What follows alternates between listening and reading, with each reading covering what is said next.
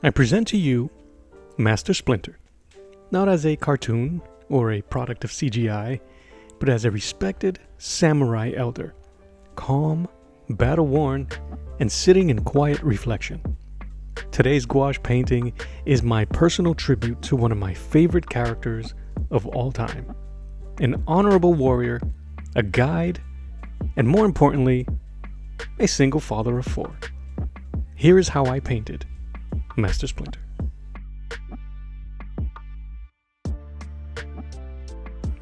Welcome back to the channel, guys. This is Art to the Round Table. My name is Mello. I am a mixed media artist and illustrator.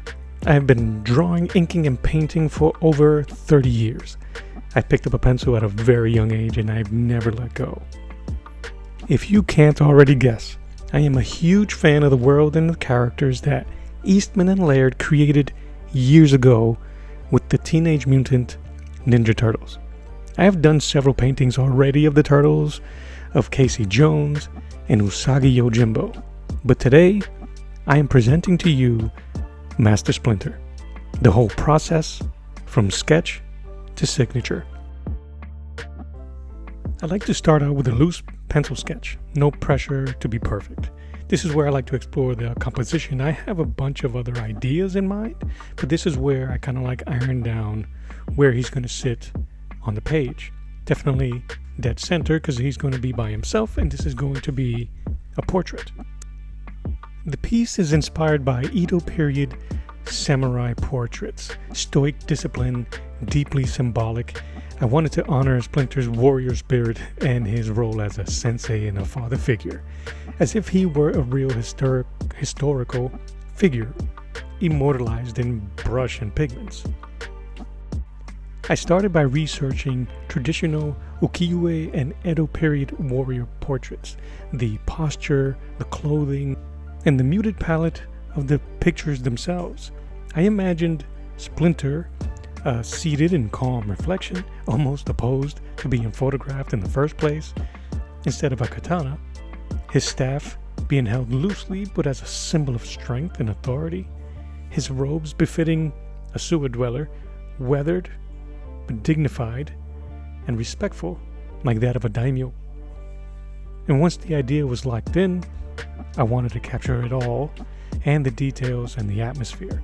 I kept my lines purposeful and fully rendered so that when it was time, I was going to lock it all in with varnish this time instead of a fixative and clear gesso for the paints to come.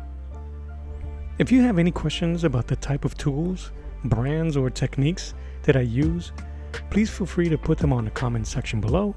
I'll be more than happy to answer them for you. The drawing is complete. It is exactly the way I wanted it, and it is sealed in with varnish and clear gesso.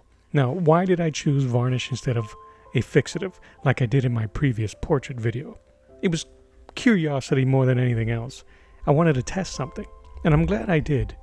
Using the varnish added extra contrast and dimension to my pencils, and it made it pop from the page. And it didn't dull when I added the clear gesso after. I'm honestly still trying to develop a process that suits me and my art style when it comes to painting. So, I'm glad I did it. Plus, I get the added benefit of sharing the results with you.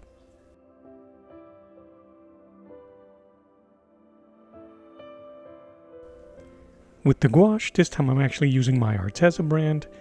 No diss on Himi. I start by blocking in my shadows and building up the layers of Splinter's robes and kimono. One thing I love about gouache is how you can go light over dark. You get this sculptural layering that's really fun. I start with darks to midtones for Splinter's robes. I'm doing a deep crimson with brown undertones. This stage of the painting really is about setting the tone, literally. It's not about the details just yet, it's just about harmony. I know that Splinter's going to be lit from above, so I'm trying to work the details to go from dark from the bottom and up. And I know that later on I can start really putting in some of the sharp blacks for inside the robes and to hide your eyes in those shadows. For the face, like any other portrait, I focused on the planes, the brow ridge, under his eyes, and especially the muzzle, and under the chin. I wanted that to be in pure shadow, and I was going to make sure that the structure of his face was true, so that I can develop the highlights and his fur. I needed his face and his hands to be completely a different texture to his robe and his staff. And for such a small space in the painting, those two took the most time to realize.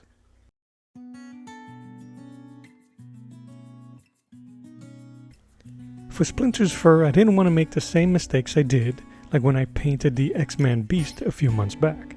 So I made sure to focus on base layers of color at first, and then layer with short sweeping strokes using various shades of beige and gray, alternating between fresh paint and dry brush to blend the two. There were a lot of deep reds in the painting as it was. It was time to break out the blues. I love the color blue, and I try to use it one way or another in all my paintings. Using it to paint Splinter's sleeve was a great way to add it in there, and to add a visual flow to the painting.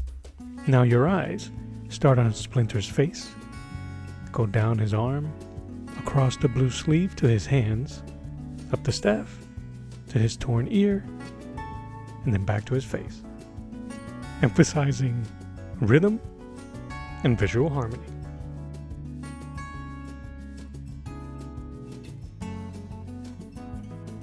For the background, I wanted to keep it subtle. I wanted to keep the vignette effect based on the era of these type of historical photographs, faded and old but warm in color. Nothing to distract the subject, only to frame him.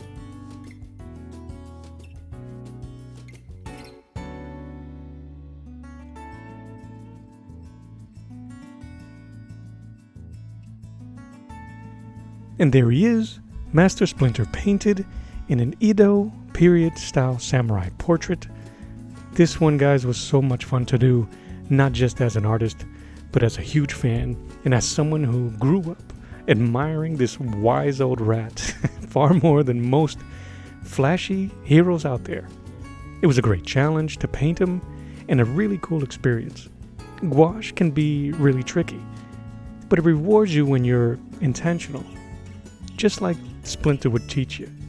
Paint with discipline, care, and heart.